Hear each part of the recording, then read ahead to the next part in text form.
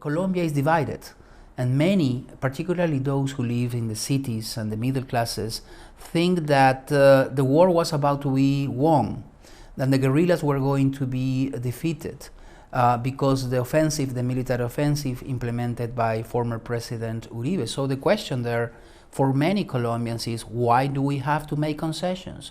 Why do we have to negotiate with terrorists?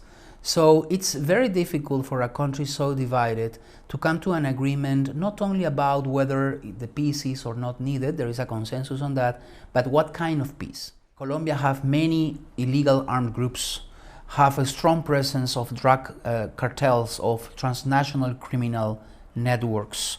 There are still problems with the former paramilitaries transformed into criminal gangs. There is a problem of culture of violence in the shanty towns in the larger cities. So Colombia has many problems. One of them is the ideological conflict between FARC and the government, and hopefully also bringing the second guerrilla, the National Liberation Army, ELN, into the table. So what does this mean? This means the disarmament of, let's say, 8,000, 10,000 people, and a real challenge for the government to offer them a new life and the reintegration of this group into the political life.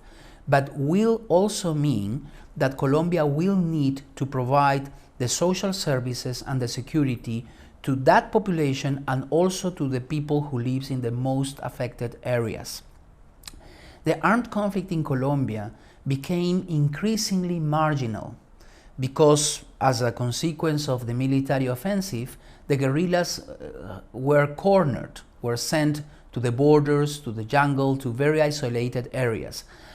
A psychological consequence of that marginality of the conflict is that many Colombians consider that the conflict is no longer the most important problem to address.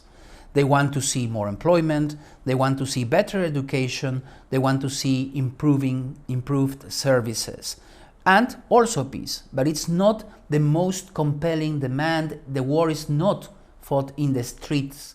The challenge will be to bring the conflict into the core of the concerns of Colombians and to pay much more attention to it and to its resolution.